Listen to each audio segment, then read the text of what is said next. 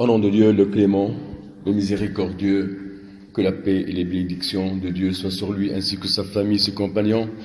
Chers frères et sœurs, je vous salue avec le salut de l'islam. Et le salut de l'islam, assalamu alaikum wa rahmatullah. Le thème de ce sermon, c'est un très grand sujet qu'on doit protéger, qu'on doit faire tout pour le conserver, comme si on conserve un mot de passe. Est-ce que vous donnez votre mot de passe bancaire à quelqu'un? Non. Et donc, le sujet, c'est protéger les secrets des gens qui vous ont mis en dépôt, qui vous ont fait confiance, et que Allah subhanahu wa ta'ala, il a mis que ce comportement est un comportement éthique, et parmi les aspects de la vertuosité, c'est conserver, protéger avec toutes nos forces et de ne pas dévoiler les secrets que les gens ils nous ont mis en confiance.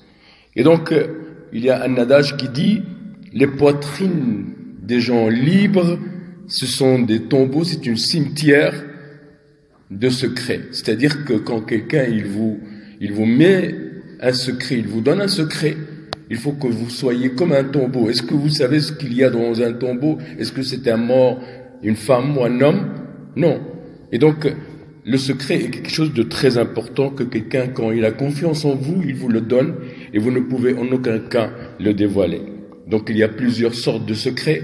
Il y a le secret professionnel, le secret que quelqu'un il vous donne, et on va bien entendu essayer d'élucider aussi un secret qui est d'une grande importance, c'est le secret conjugaux, c'est le secret entre époux, et qu'ils doivent être protégés contre toute érosion, contre toute personne externe, que ce soit lors du mariage ou même après le mariage, c'est-à-dire après le divorce. On doit rester intact quand il s'agit de ces dépôts qu'on a et qu'on va être demandé de ces pactes qu'on a eus, de ces conventions qu'on a eues le jour de jugement.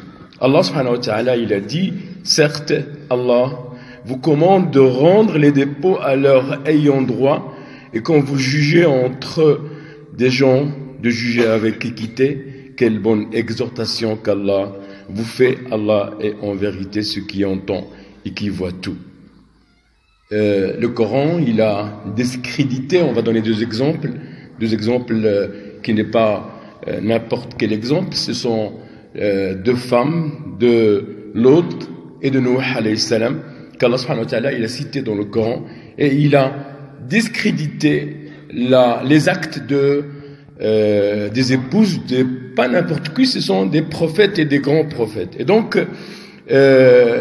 ils étaient des femmes qui discréditaient, qui dévoilaient le secret de leurs époux, et puis la femme de Noé, elle dévoilait, si quelqu'un il croyait en Dieu, il embrassait l'unicité, la religion de Nuh alayhi salam, il dévoilait aux tyrans du peuple de Noé. Quant à la femme de Lot, Lot était dans un village où les hommes, ils étaient des gens qui étaient des corrompus dans le comportement, c'est-à-dire qu'ils aimaient la passion des hommes.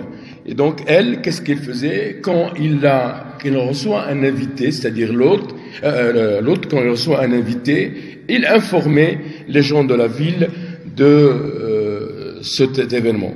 Et Allah subhanahu wa ta'ala, il a dit, Allah a cité en parabole pour ceux qui ont mécru la femme de Noé et la femme de Lot, ils étaient sous l'autorité de deux vertueux de nos serviteurs, tous deux les trahirent, et ils ne furent d'aucune aide pour ces deux femmes vis-à-vis d'Allah, et il leur fut dit, entrez au feu toutes les deux avec ceux qui entrent.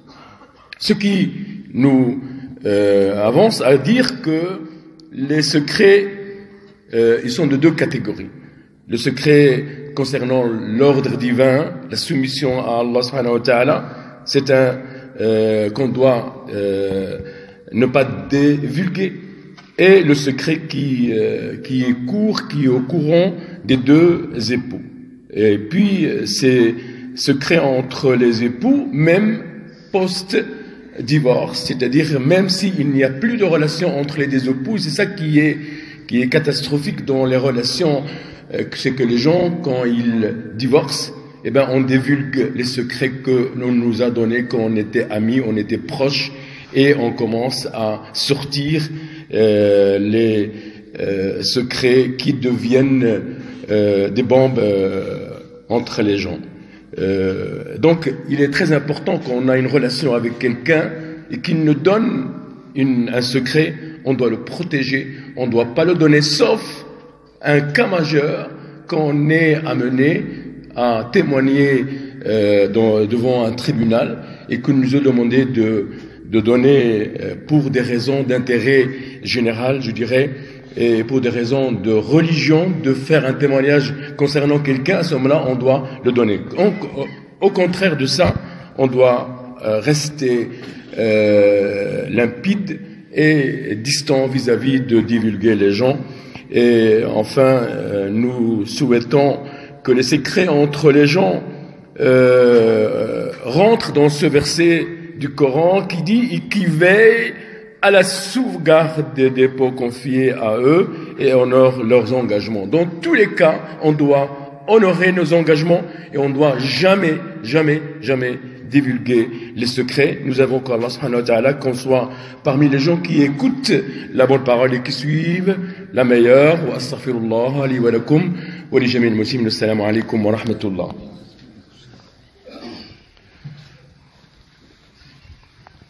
الحمد لله رب العالمين والصلاة والسلام على رسول الله.